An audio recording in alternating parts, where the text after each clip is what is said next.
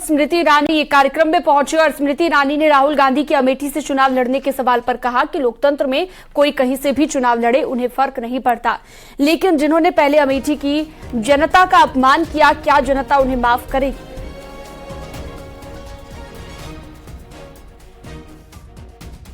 मुझे ऐसा लगता है कि लोकतंत्र में सभी का अधिकार है, वो कहीं से भी लड़े, लेकिन प्रश्न ये उठता है, अमेठी में गांधी परिवार ने सदैव मोदी और योगी के राज का विरोध किया है। मोदी योगी राज में अमेठी लोकसभा क्षेत्र में 7.5 लाख लोगों को मुफ्त का अनाज मिलता है।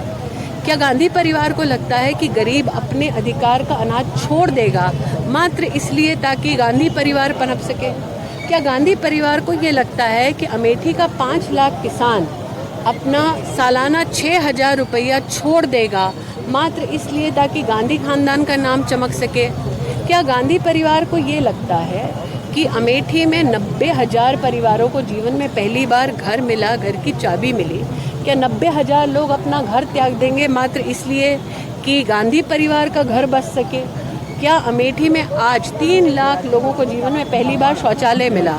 आपको लगता है वो अपना शौचालय इसलिए छोड़ देंगे अमेठी में ताकि गांधी परिवार चमक सके? लोकतंत्र में सबको कहीं से भी चुनाव लड़ने का अधिकार है, लेकिन मैं आज पूछती हूँ, जिन्होंने जब अमेठी छोड़ा तब जाके दक्षिण में अमेठी के नागरिकों के बारे में जिस प्रकार की अभद्र टिप्पणी की कि हमारे लोगों का विवेक मर चुका है, जो लोग वोटर को राक्षस कहते हैं, आपको लगता है अमेठी की सम्मानित जनता ऐसे लोगों को स्वीकार करेगी? तो मैंने जितना अमेठी को 10 वर्षों में एक एक गांव, एक एक गली जाकर समझा है, अमेठी अपने आत्मसम्मान से कभी भी समझौता नहीं करेगी।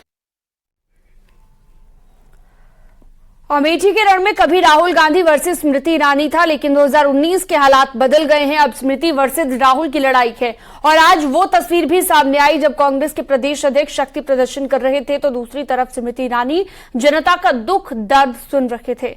और यही फर्क है कि लोकसभा चुनाव में लगातार राहुल गांधी की लोकप्रियता का ग्राफ गिरता चला गया, जबकि 2014 से 2019 तक स्मृति ईरानी की लोकप्रियता बढ़ती चली गई।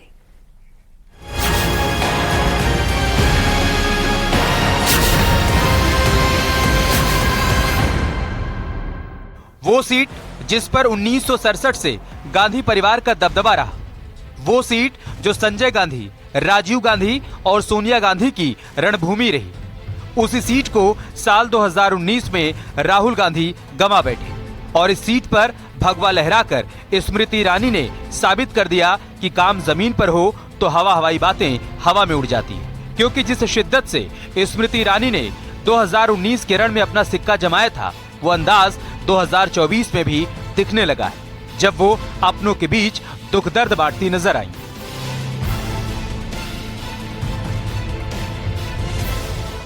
राहुल गांधी एक बार फिर अमेठी की गंवाई सीट को पाने के लिए मैदान में दम दिखाने की तैयारी कर रहे हैं और उससे पहले कांग्रेस के प्रदेश अध्यक्ष अजय राय अमेठी में माहौल बनाने पहुंच गए, जहां कांग्रेस कार्यकर्ताओं ने उनका ढोल नगाड़ों के साथ स्वागत किया।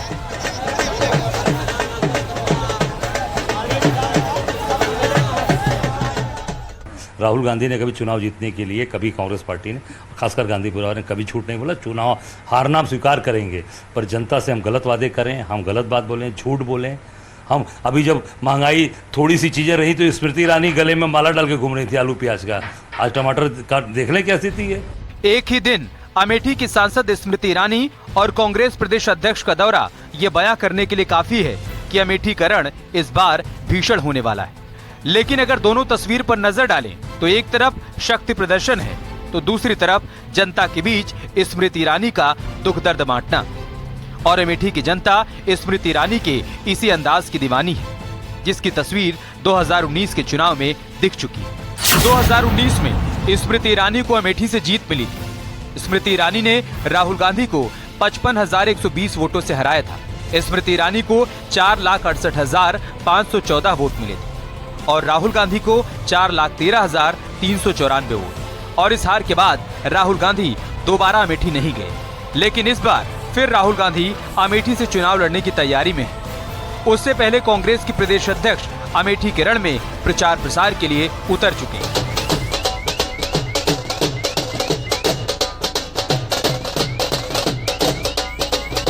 राहुल गांधी ने मुड़कर भी नहीं देखा हारने के बाद।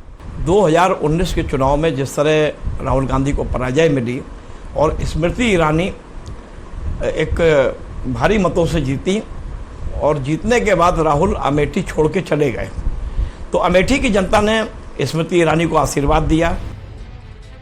राहुल गांधी के लिए स्मृति ईरानी ने अमेठी में ऐसी चक्रव्यूह रचना की है जिसे कांग्रेस के लिए भेद पाना मुश्किल होगा, क्योंकि जनता के साथ ही अब कार्यकर्ताओं को भी संगठित किया जा रहा है, जिससे एक बार फिर राहुल गांधी को उन्हीं के घर में मात दी जा सके। दरअसल कांग्रेस अमेठी को अपना गढ़ बताती रही है, लेकिन इस मिथ्या को बीजेपी ने 2019 के चुनाव में ही तोड़ दिया और बीजेपी से स्मृति ईरानी ने भारी बहुमत से जीत दर्ज कर राहुल को अमेठी से वायनाड भेज दिया।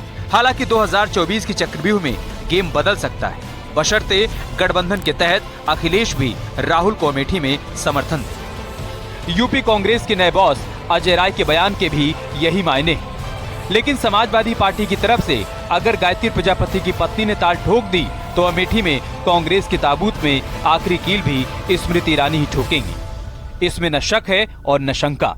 Bureau report, news 18। कांग्रेस नेता मणिशंकर अय्यर ने पूर्व प्रधानमंत्री पीवी नरसिम्हा राव को देश का बीजेपी का पहला प्रधानमंत्री बताया तो बीजेपी भड़क गई। न्यूज़ 18 के मैनेजिंग एडिटर अमिश देवगन ने इस मुद्दे पर भी केंद्रीय मंत्री अनुराग ठाकुर से बातचीत की। मणिशंकर अय्यर ने एक बयान दिया है और उन्होंने एक बड़ा बयान दिया। उन्होंने बोला अटल बिहारी वाजपेयी जी भारतीय जनता पार्टी के पहले प्रधानमंत्री नहीं थे, पीवी नरसिम्हा राव थे। देखिए, पीवी नरसिम्हा जी को तो ना कभी उन्होंने अपना माना,